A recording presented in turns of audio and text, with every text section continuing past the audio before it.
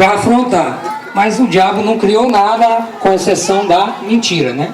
Que essa é a autoria dele. Então a gente começou a tocar e de repente deu, assim, carnalmente, tudo errado, porque tinha um monte de som, assim, de forró, um monte de... Quem conhece o Paulo de Lazer lá do Correio do Ceará sabe que é a maior bagunça lá, de som de carro e tudo. E quem que a polícia veio prender o som? Os caras da igreja, que estavam tocando para tentar salvar alguma vida. Prenderam as caixas, a gente conseguiu convencer os policiais para devolver o som, eles devolveram, mas acabou, né, o evento. Os meninos acho que tocaram 2 músicas. Só que no meio disso, dessa confusão, tinha um cara lá que ele era ateu, anarcopunk, que não gostava de igreja, que não gostava de pastor, que odiava Deus, que não cria em Deus, etc. E esse cara estava muito doido, drogado, né, no meio do som lá, blasfemando, e a gente tocando na boa, orando, abençoando a vida dele. E no final ele ficou tão doido que ele saiu zoado, drogado, descendo a rua. No final da rua era a igreja. E ele sentou na porta da igreja, doido, sem saber onde estava. Aí a pastora desceu, colocou a mão na cabeça dele. E quando colocou, passou o efeito do álcool, passou o efeito da maconha, passou todos os efeitos. E ele falou, olha, a partir de hoje eu creio em Deus, porque acabou de acontecer um milagre aqui. Eu estava muito doido, drogado, e eu fiquei bom. Eu fiquei totalmente bom com essa oração, estou totalmente são, totalmente ciente dos meus atos. Então a partir daquele dia, aquele cara declarou, eu não sou mais ateu, eu creio no Deus Todo-Poderoso. Amém? Por quê? Porque a igreja se levantou para fazer alguma coisa, queridos, para se mover. Então bota a tua cara na rua mesmo. No ano que vem traz mais gente para a marcha para Jesus. Amém? Mas eu não queria me alongar demais, porque o pessoal também quer tocar, né? Eu também quero ouvir. Vamos lá. É Lucas 7, de 11 a 17, eu não achei ainda. Mas agora eu achei, glória a Deus. É sobre o filho da viúva de Naim. Em dia subsequente, dirigia-se Jesus a uma cidade chamada Naim. E iam com ele os seus discípulos, né? E numerosa multidão, um monte de gente ia com Jesus para a cidade. Como se aproximasse da porta da cidade, eis que saía o enterro do filho único de uma viúva, e grande multidão da cidade ia com ela. Vendo-a, o Senhor se compadeceu dela e lhe disse, não chores. Chegando-se, tocou o esquife, e parando os que o conduziam, disse, jovem, eu te digo, eu te mando, levanta-te. Sentou-se o que estivera morto e passou a falar. E Jesus o restituiu à sua mãe. Todos ficaram possuídos de temor e glorificavam a Deus, dizendo, grande profeta se levantou entre nós, e Deus visitou o seu povo. Essa notícia a respeito dele divulgou-se por toda a Judéia e por toda a circunvizinhança. Amém? Glória a Deus. Eu queria pedir rapidinho, né, que agora a gente vai entrar na palavra, só para o pessoal aí, os músicos, dá só um tempinho. Amém? Depois vocês terminam de acertar. Querido, rapidamente eu queria te falar sobre a história dessa mulher. Quem é mulher aqui? Tem um monte de mulher, né? Quem é mulher? Eu não sou não, tá? Só estou levantando para as mulheres fazer o sinal aí junto comigo. Amém? A gente sabe que todo ser humano é sonhador, né?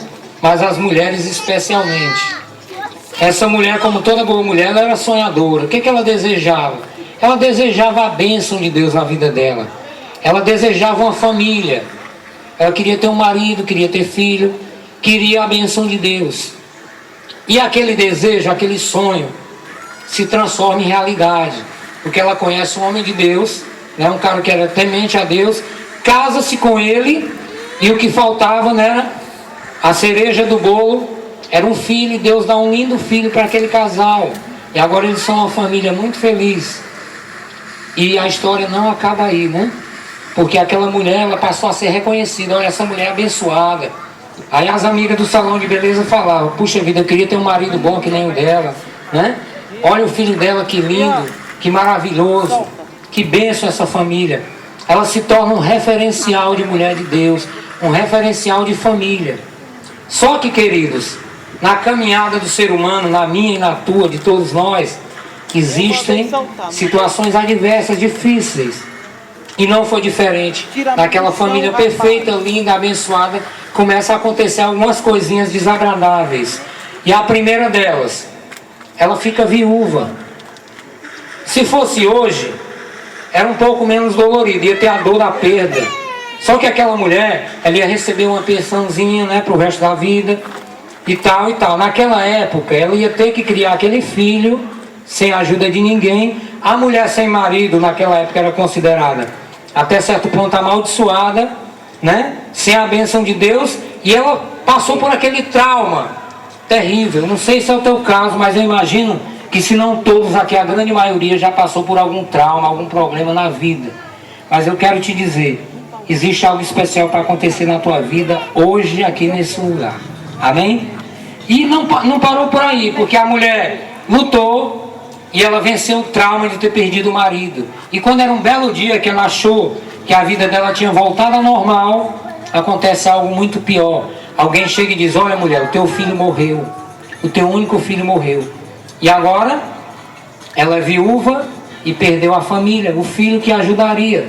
E agora não tinha mais nada na vida daquela mulher que pudesse alegrá-la.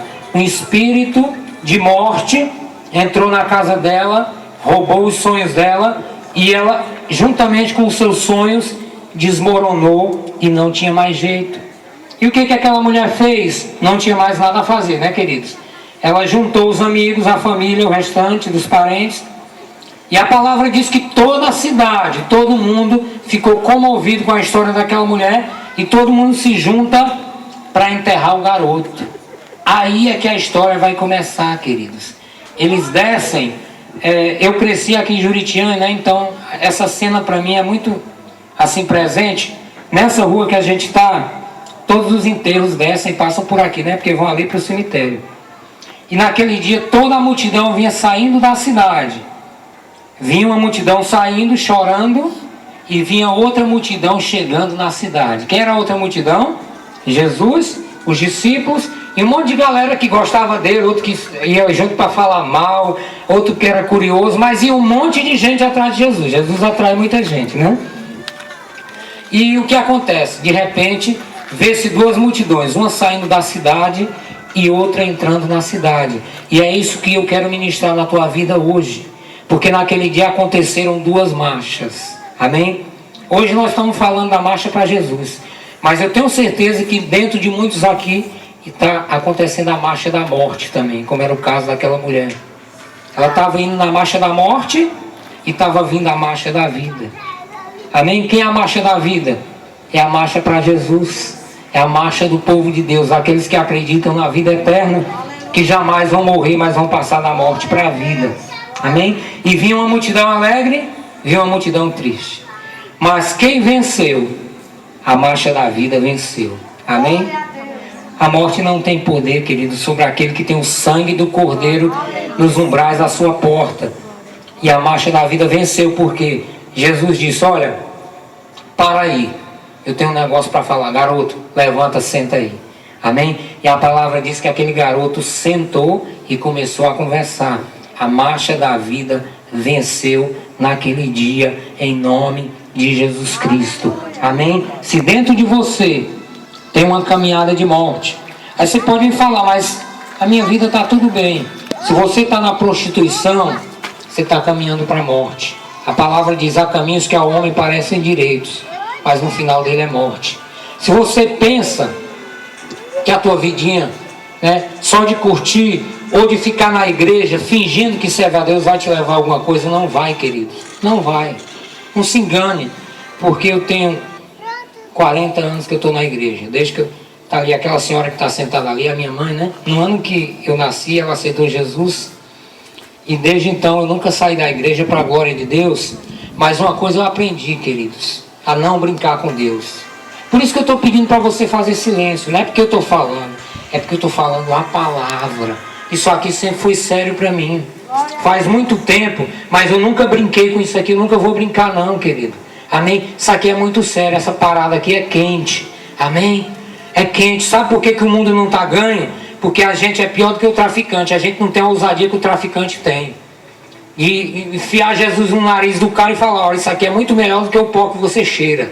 No dia que a gente tiver essa ousadia, o mundo todo vai se curvar aos pés do Senhor. Pode ter certeza disso. E nós precisamos aprender hoje com ele, porque ele só passou 3 anos, mas ele fez muita coisa louca, né? Deixou muita gente pirado.